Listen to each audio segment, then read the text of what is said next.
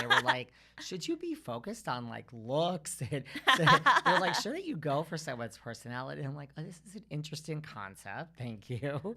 I mean, I've been through some shit, and I'm wiser now. I wouldn't say I'm like 100% mature because you give me a few shots and the wooing starts and who knows, whatever. But yeah, thank you though.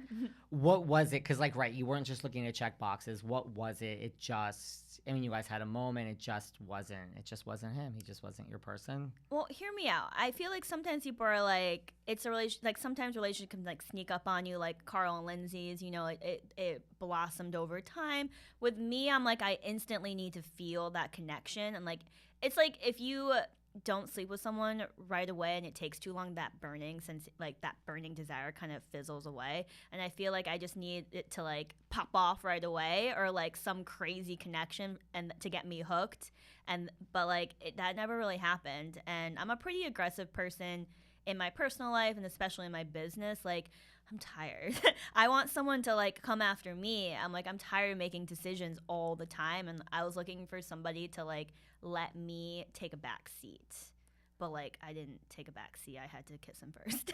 That 100% makes sense to me. I'm the exact same way. I don't understand how two friends like Carl and Lindsay, it makes no sense to me. Like, if I don't feel it right away, it's like I'm not gonna wake up in like 2 years and say, there you are. You've been here all along. It's so not for me. Yeah, I mean, but like what works for them doesn't work for me, and seems like it doesn't work for you either. But like, I mean, at the end of the day, like, I think Jason's great, and I just like was looking for something different. Not someone better than him, just different that's better for me. Just different. And like, for me, it's not about ego. It's just, if left to my own devices, like, I won't chase. It's not a power. It's just like, you kind of have to hit me over the head, and like it'll work that way. Yeah.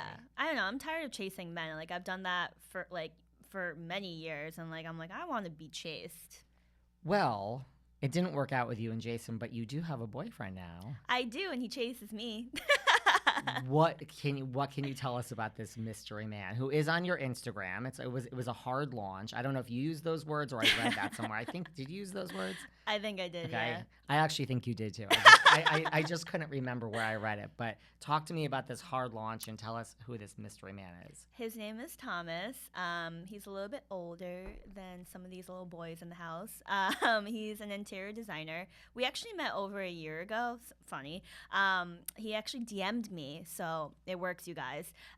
He caught my eye, and at this point, he was living in Texas, so he saw me on another show that I was on.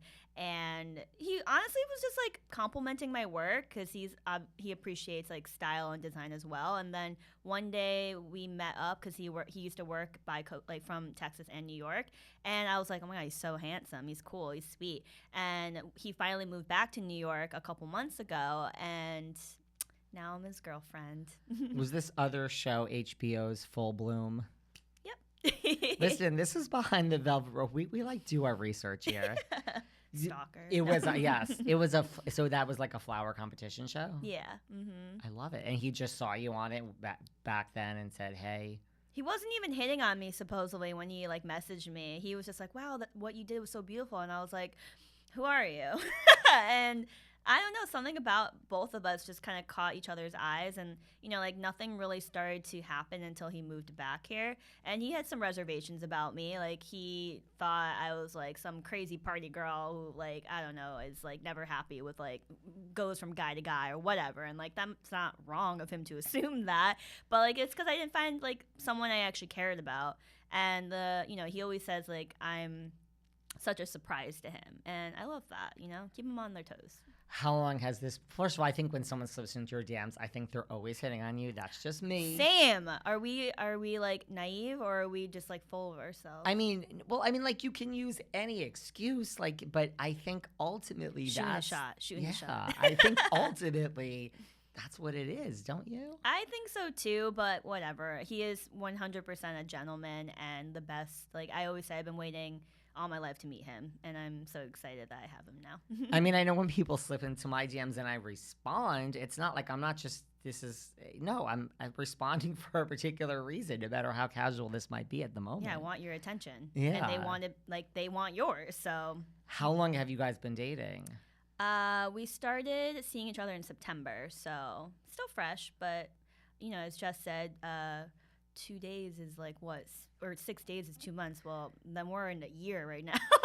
This is what Jess said. What, if you think back, like, what was kind of like the high of being in the house? Like, what was like the best thing or the best memory? Like, is there one memory that sticks out to you? I really love the car rides home from any activity. Really? Because, like, it just reminded me of being in college and, like, the most fun times for me, like, when you're, like, driving, you're drunk, you just had a great night, you're about to go home and eat food with your friends and, like, take off your makeup and get, like, more rowdy and, like, relax. And, like, also, like, we didn't have to drive ourselves home. Obviously, we were drunk. And, like, we were just, like, screaming in the car, like, hanging out the windows. Like, I don't know. It was just, like, so, like, genuine and raw and like careless or carefree. Carefree. What about the opposite, like a low or just like a moment where you're like, oh, this is not fun? Oh my God. I mean, like, I feel like I just felt like shit every day because we were not eating right. We were drinking all the time. We had, like, there were so many activities, and I was like, granted, my life is pretty planned out with, like, that revolves around work and stuff. But I'm like, okay, everyone has to be up and ready by 11 a.m. We're going to the bar, like, we're going to skiing, and then we're going to the bar, and then we're eating dinner, and then we're going out, and then we're drinking. I'm like, can I just have a minute? But on top of that, the house was a disaster. Well, we're also kindred spirits because I wake up at 5 a.m. every morning. Mm-hmm. No one gets it. That time, when it is dark out. It's like the holy time. It's the holy time. And then it's like 7:30 in the morning and the sun's coming up and people are still not even up. I had a whole day already. Yeah. And you're like, no, I've gotten so much done already. And, some days it's 5:15. God forbid it's 5:30. But, like, people don't realize. It's definitely, like, my time, and I really, really tried to, like, take that morning time, especially in the house, that everyone was still sleeping, to just, like, okay, you got this. You got this. You can do it. What was the tensest moment in the house for you? Was it this whole thing with, like, Craig and Luke, or was there something else? I mean, on an outside perspective, from not being involved in anything like that, like, that moment was the most tense because it was, I very much so, like, kind of take on other people's energies and feelings. So, like, I absorbed all of that tenseness, and I was like, I don't know, like, what's going on? But I will say there was a moment for me personally that's coming up that I can't tell you much about, that I did feel personally that was, like, the most tense moment for me. So stay tuned. So there's even more tenseness to come? Would you expect anything less? This is Bravo, and this is Winter House, so no. What about, how did Carl and Lindsay arriving, did that change the dynamic, and if so, how? Yes, they shook up everyone's worlds, I feel like, which is crazy that, like, I think more so Lindsay than Carl, because I think everyone is very friendly with Carl and maybe are in whatever type of situation with Lindsay. But yeah, like, it's crazy how, like, one person's arrival can really make everyone start talking.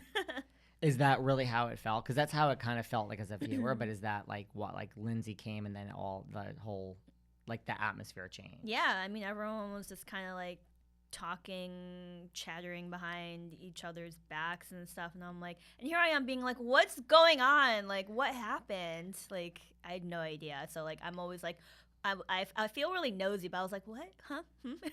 Is that just your nice way of saying that Amanda and Paige and Ciara were talking behind Lindsay's back? I wouldn't say, like, talking as in gossiping. I think just, like, I mean, if we all know who really started the rumor mill, or whether it was a rumor or not, but I think they were just, like, talking over what was said or what actually happened. I mean, so there's a lot that happened, I think, when Lindsay and Carl came. Like, I guess let's divide it into two categories for a minute. Okay. First off,